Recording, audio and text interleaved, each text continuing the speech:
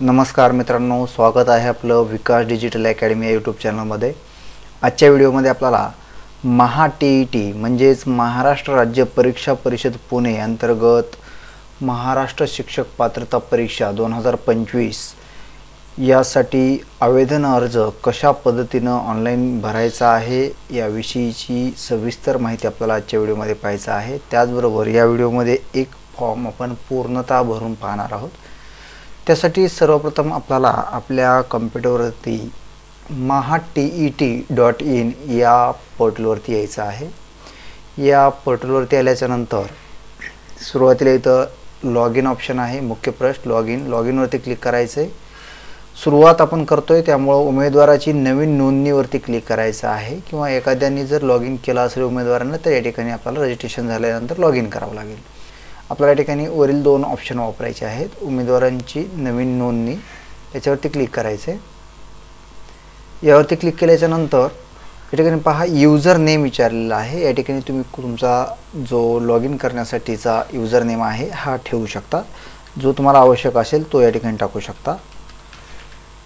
त्यानंतर या ठिकाणी पासवर्ड टाकायचा आहे, जे तुम्हाला कम्फर्टेबल असेल तो पासवर्ड टाकायचा आहे।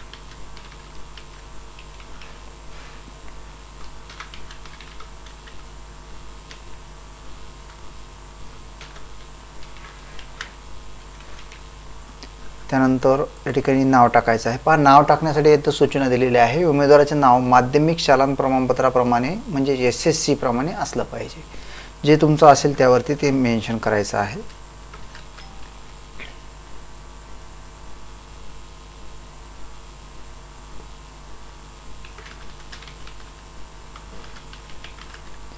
या ठिकाणी तुमचा चालू मोबाईल क्रमांक टाईप करायचा आहे। त्यानंतर ईमेल ॲड्रेस,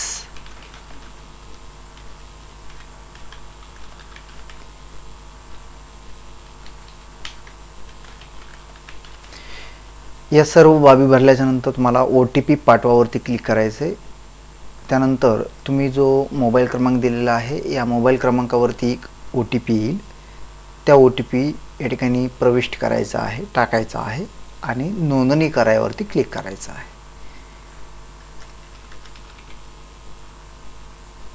नोंदणी करा। या ठिकाणी पहा यूजर नेम आलेला आहे, आपला पासवर्ड आलेला आहे, तुमचं नाव आलेलं आहे, ईमेल ID आणि मोबाईल नंबर। त्यानंतर तुम्हाला लॉग इन करावरती क्लिक करायचे। याप्रमाणे आपली नोंदणी प्रक्रिया पूर्ण झालेली आहे। आता आपला काय करावं लागेल, या ठिकाणी लॉग इनमध्ये उमेदवाराची लॉग इनवरती क्लिक करायचे, म्हणजे या ठिकाणी लॉग इन ऑलरेडी झालेला आहे। या ठिकाणी तुम्हाला तुमचा यूजर नेम टाकायचा आहे आणि पासवर्ड टाकायचा आहे, जो तुम्ही तो नोंदणीच्या वेळी दिला होता। त्यानंतर हा कॅप्चा कोड टाकायचा आहे आणि लॉग इनवरती क्लिक करायचं आहे। या ठिकाणी लॉग इन झालेले आहे। त्यानंतर पहा ही मुख्य पृष्ठ आहे। आता सुरुवातीला आपल्याला हे पूर्ण टप्पे या ठिकाणी पूर्ण करायचे आहेत। अर्जावरील माहिती भरा, परीक्षा फीस भरा, अर्ज डाउनलोड करा, जर काही ॲक्सेप्ट असतील ते नोंदवायचे आहेत। त्यामुळे आपल्याला सुरुवात अर्ज भरायचा आहे, त्यासाठी आपण अर्जावरील माहिती भरावरती क्लिक करायचं आहे। या ठिकाणी अर्जातील टप्पे ओपन झालेले आहेत। वैयक्तिक माहिती, संपर्कासाठी माहिती, शैक्षणिक माहिती, परीक्षा संदर्भातील माहिती आणि दस्तऐवज अपलोड करा।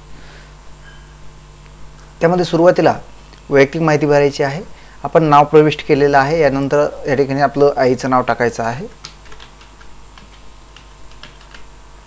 जर तुमच्या नावात काही बदल असेल तर या ठिकाणी होय करायचे आणि नसेल तर नाही करायचं आहे। आता या ठिकाणी विवाहित महिला ज्या आहेत, ज्यांनी नाव चेंज केलेले आहेत, अशा सर्व महिलांनी या ठिकाणी आपल्याला होय करणं आवश्यक आहे, जेणेकरून परीक्षेच्या वेळी आपण ज्यावेळेस आपला ID प्रूफ सोबत ठेवू त्यावेळेस त्या ID प्रूफवरती जे नाव आहे ते आपल्याला या ठिकाणी मेन्शन करणं आवश्यक आहे। त्यामुळं जर तुम्ही नाव चेंज केलं असेल तर यस करायचं आहे आणि तुमचं जे बदललेलं नाव आहे या ठिकाणी टाकायचं आहे। पहिलं नाव, मधलं नाव, हजबंड किंवा वडिलाचं आणि आडनाव। त्यानंतर नाव बदलण्याचं कारण टाकायचे, कशामुळे बदललेलं आहे। नावात बदल असल्याचा पुरावा तुम्हाला घ्यायचा आहे। त्या ठिकाणी गॅजेट सर्टिफिकेट, मॅरेज सर्टिफिकेट किंवा ऑदर असे 3 पर्याय आहेत। गॅजेट किंवा मॅरेज सर्टिफिकेट तुमच्याकडे असणं आवश्यक आहे। आता नावामध्ये बदल नसल्यामुळे आपण नो करू। त्यानंतर तुमची जन्मतारीख या ठिकाणी प्रविष्ट करायची आहे। अगोदर वर्ष निवडायचं आहे, त्यानंतर महिना आणि त्यानंतर तारीख। यानंतर तुमचा आधार क्रमांक, जर आधार क्रमांक नसेल तर त्याच्या पावतीचा क्रमांक. यानंतर आपलं इथं लिंग जेंडर निवडायचं आहे, मेल फिमेल जे असेल ते.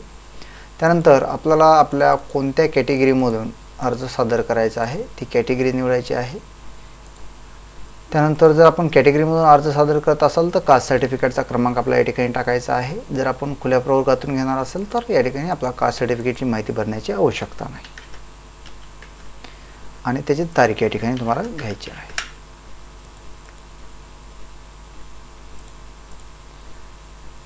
आणि सेव्ह अँड नेक्स्ट वरती क्लिक करायचं आहे. ही एक टप्पा आपण पूर्ण केलेला आहे. वैयक्तिक माहिती हा ग्रीनमध्ये दाखवला जाईल. त्यानंतर संपर्काची माहिती, संपर्कासाठीची माहिती या ठिकाणी तुमचा पत्ता जो आहे तो या ठिकाणी मेन्शन करायचा आहे. गाव, शहर,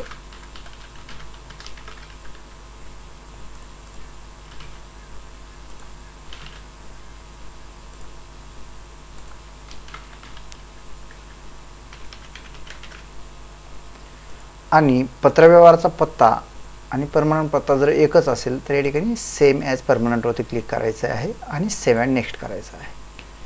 त्यानंतर या ठिकाणी आता शैक्षणिक माहिती भरा. आपली जी शैक्षणिक अर्हता आहे या ठिकाणी भरायची आहे. प्रमाणपत्र क्रमांक जो तुमच्या प्रमाणपत्रावर असेल सर्टिफिकेटवरती तो नोंदवायचा आहे. तुमचा सीट नंबर नोंदवायचा आहे. कोणत्या बोर्डमधून किंवा कोणत्या युनिव्हर्सिटीमधून तुम्ही पासआउट आहात ते लिहायचं आहे.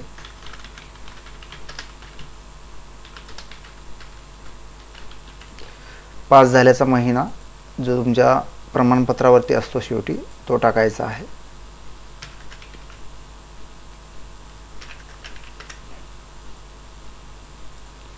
मिळालेले मार्क टाकायचे आहेत.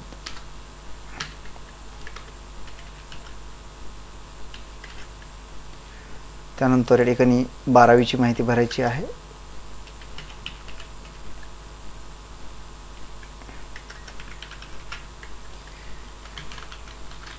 बोर्ड ज्यांचा CBSE आहे, स्टेट बोर्ड आहे, जे असेल ते या ठिकाणी निवडायचं आहे. पासआउटचा महिना घ्यायचा आहे आणि मंथ, इयर.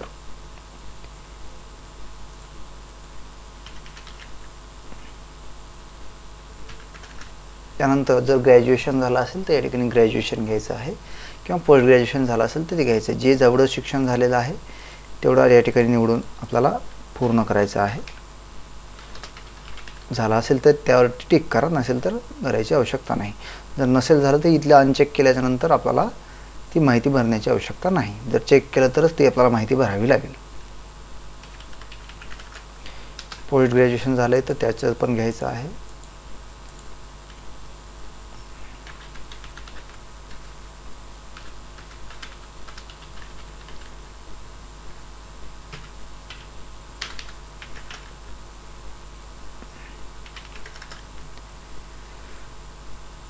त्यानंतर पहा या ठिकाणी आता जर आपण आपली पात्रता D.Ed असेल, आपण D.Ed पासआउट असाल तर आपल्या ठिकाणी 1ली ते 5वी या ठिकाणी निवडायचं आहे. किंवा जर आपल्याला B.Ed वरती भरायचं असेल तर आपण 6वी किंवा 8वी म्हणजेच आपण ज्या पेपरसाठी पात्र आहात त्याचं व्यावसायिक पदवी शिक्षण निवडायचं आहे आपल्याला, जे असेल ते. त्यानंतर त्याची माहिती भरायची असेल किंवा दोन्ही जर असेल तर दोन्ही आपण या ठिकाणी भरू शकतो. DTED, DLED किंवा D.Ed जे असेल तुमची पदवी झालेली ती निवडा, त्याचा रिझल्ट निवडा. पासआउट आहात किंवा फायनल इयर अपियर आहात, जर अपियर कॅन्डिडेट असतील तर ते देखील या ठिकाणी अर्ज करू शकतात. त्यामुळे फायनल इयर अपियर असतील तर त्यांनी देखील हे अर्ज सादर करायचे आहेत. पास आहे. त्यानंतर जे काही असेल तुमचा बोर्ड तो निवडायचा आहे. पासआउटचा मंथ निवडायचा आहे. मिळालेले गुण निवडायचे आहेत. त्यानंतर तुमची टक्केवारी कॅल्क्युलेट करून टाकायची आहे या ठिकाणी. त्यानंतर तुमचा प्रमाणपत्र क्रमांक जो असेल तो टाका. आणि त्याचबरोबर जर B.Ed देखील झाला असेल किंवा अपियर असेल, जे काही असेल ते घ्या. B.Ed आहे, B.Ped आहे, इंटिग्रेटेड कोर्स जे असेल ते B.Ed. या ठिकाणी फायनल इयर अपियर आहे, त्या फायनल इयर अपियर निवडू शकतो आपण. किंवा जर झाला असेल तर पास निवडू शकतो. या ठिकाणी अपियर आहे, अपियर निवडा आपण. त्यानंतर या ठिकाणी युनिव्हर्सिटी निवडायची आहे. त्यानंतर उत्तीर्ण झाल्याचा महिना या ठिकाणी निवडायचा आहे. आता या ठिकाणी पहा मिळालेले गुण, एकूण गुण, टक्केवारी, पर्सेंटाइज, प्रमाणपत्र क्रमांक ही सर्व माहिती या ठिकाणी स्टार मार्क आहे म्हणजे अनिवार्य आहे. परंतु या ठिकाणी आपलं जे द्वितीय वर्ष आहे हे अपियर आहे, त्यामुळे या ठिकाणी आपल्याला प्रथम वर्षाची जी माहिती आहे ही टाकायची आहे. डी.एड असेल किंवा बी.एड, तुमचं दोन्हीपैकी कुठलंही अपियर असेल तर या ठिकाणी सेकंड इयर अपियर असल्यामुळं फर्स्ट इयरची माहिती या ठिकाणी आपल्याला भरणं आवश्यक आहे. त्यानंतर आपल्याला सेव्ह अँड नेक्स्टवरती क्लिक करायचं आहे. त्यानंतर पहा, चौथा टप्पा आहे परीक्षेसंदर्भातील माहिती. परीक्षा केंद्र निवडा. या ठिकाणी आपल्याला परीक्षा केंद्र निवडायचं आहे. त्यानंतर पेपर कोणता आपला अप्लाय करायचा आहे. या ठिकाणी पहा, आपण दोन्ही माहिती भरली होती, बी.एड आणि डी.एड, त्यामुळे या ठिकाणी पूर्ण दिसत आहेत. किंवा आपण जर एकचसाठी पात्र असू तर या ठिकाणी एकच निवडायचं आहे, पेपर फर्स्ट किंवा पेपर सेकंड, किंवा जर दोन्ही पेपरसाठी भरायचं असेल तर शेवटचा ऑप्शन घ्यायचा आहे, बोथ पेपर्स. ठीक आहे. त्यानंतर या ठिकाणी तुम्हाला सेकंड जो पेपर आहे 6वी 8वीसाठीचा, तो त्यासाठीचा जो सब्जेक्ट आहे मॅथ अँड सायन्स किंवा सोशल सायन्स, जो तुम्हाला निवडायचा असेल तो निवडायचा आहे. त्यानंतर माध्यम परीक्षेचं निवडायचं आहे. या ठिकाणी मराठी आपण निवडू. त्यानंतर पहा, महाराष्ट्राचा रहिवासी आहे का विचारलेला आहे, होय. त्यानंतर पहा, परीक्षेच्या माध्यममध्ये जर तुम्ही या ठिकाणी मराठी निवडलं तर इंग्लिश या ठिकाणी कंपल्सरी आहे. त्याचबरोबर या ठिकाणी जर तुम्ही हिंदी निवडलं तर या ठिकाणी तुम्हाला मराठी किंवा इंग्लिश असे 2 पर्याय असतील. त्याचप्रमाणे इथे वेगवेगळे आहेत, यांना पर्याय अवेलेबल आहेत. परंतु ज्यावेळेस आपण मराठी हा पर्याय निवडू त्यावेळेस कंपल्सरी या ठिकाणी इंग्लिश हा एकच पर्याय येणार आहे. त्यानंतर दिव्यांगाची माहिती, जर आपण अपंग असाल तर यस करायचं आहे. त्याच्याशी निगडीत जे काही आहे ही माहिती आपल्या ठिकाणी भरायची आहे. काय अपंगत्व असणार आहे ते, किती टक्के आहे ते. जर नसाल तर नाही करा आणि पुढे जा. माजी सैनिक असाल तर होय करा, त्या संदर्भातील माहिती भरा. नसेल तर नो करा आणि पुढे जा. त्यानंतर आपण शहीद सैनिकाच्या पत्नी किंवा मुले कुटुंबीय आहात का असं विचारलं आहे. जर असेल तर होय करा, नसेल तर या ठिकाणी नाही करायचं आहे. त्याचबरोबर या ठिकाणी परीक्षेत झालेला जो गैरप्रकार आहे त्या संदर्भात एक या ठिकाणी सूचना दिलेली आहे. त्यामुळे या ठिकाणी चेकबॉक्समध्ये क्लिक करायचं आहे. आणि खाली पहा, जुळ्या भावंडाविषयी माहिती विचारली आहे. उमेदवाराला जुळा भाऊ किंवा बहीण आहे का, असेल तर होय करा. त्याचं नाव या ठिकाणी टाकायचं आहे आणि या ठिकाणी त्याचं जेंडर निवडायचं आहे. जर नसेल तर नो करायचं आहे आणि पुढे जायचं आहे. त्यानंतर तुम्हाला ओळख, छायाचित्र ओळख म्हणजे आयडेंटिटी प्रूफ जे काही तुमच्याकडे असणार आहे परीक्षेच्या वेळेस सादर करायचं तो निवडायचा आहे. जो असेल तर घ्या, त्याचा क्रमांक या ठिकाणी टाकायचा आहे आणि सेव्ह अँड नेक्स्टवरती क्लिक करायचं आहे. त्यानंतर पहा, या ठिकाणी चौथा टप्पा आहे आपला डॉक्युमेंट अपलोड करा. या ठिकाणी दिले बघा, खाली दिलेला मजकूर हा स्वहस्ताक्षरात लिहून त्याखाली आपली सही व आपल्या डाव्या हाताचा अंगठा उमटविणे अनिवार्य आहे. हस्ताक्षरित केलेले मजकूर स्वयंघोषित प्रतिज्ञापत्र भागात अपलोड करणे आवश्यक आहे. हा जो मजकूर दिलेला आहे हा आपल्याला लिहायचा आहे. इंग्लिश किंवा मराठी कुठल्याही एका भाषेमध्ये लिहायचा आहे. त्याच्याखाली आपलं नाव टाकायचं आहे, त्या ठिकाणी सही करायची आहे आणि डाव्या हाताचा अंगठा आपल्याला या ठिकाणी देणे आवश्यक आहे. त्याचबरोबर आपल्या या ठिकाणी 4 कागदपत्र अपलोड करायचे आहेत. छायाचित्र, त्याचबरोबर सही म्हणजे स्वाक्षरी, ओळखीचा पुरावा म्हणजे आय डी प्रूफ आणि सेल्फ डिक्लेरेशन म्हणजे स्वहस्ताक्षरित प्रतिज्ञापत्र आपण जे आता पाहिलं, हे सर्व या ठिकाणी अपलोड करायचे आहेत. त्यानंतर या ठिकाणी शो प्रिव्ह्यूवरती क्लिक करायचं आहे. तुमची सर्व माहिती या ठिकाणी दाखवली जाईल. ती एकदा खात्री करून घ्यायची आहे की ही सर्व माहिती बरोबर आहे का, आणि जर ही माहिती बरोबर असेल तर तुम्हाला या ठिकाणी प्रोसीड टू पेमेंटवरती क्लिक करायचं आहे आणि जर काही बदल असेल तर एडिटवरती क्लिक करायचे. परंतु जर आपण प्रोसीड टू पेमेंटवरती क्लिक केलं तर नंतर आपल्याला आपल्या अर्जातील माहितीमध्ये कोणताही बदल करता येणार नाही. त्यामुळे आपल्या अर्जातील माहिती बरोबर असल्याची एकदा खात्री करूनच प्रोसीड टू पेमेंटवरती क्लिक करायचं आहे आणि पूर्ण पेमेंट झाल्याच्या नंतर आपला अर्ज या ठिकाणी पूर्ण होईल आणि आपल्याला अर्ज आता डाउनलोड करता येईल. हा व्हिडिओ आवडला असेल तर व्हिडिओला नक्कीच लाईक करा आणि आपल्या चॅनलला सबस्क्राईब करायला विसरू नका. धन्यवाद.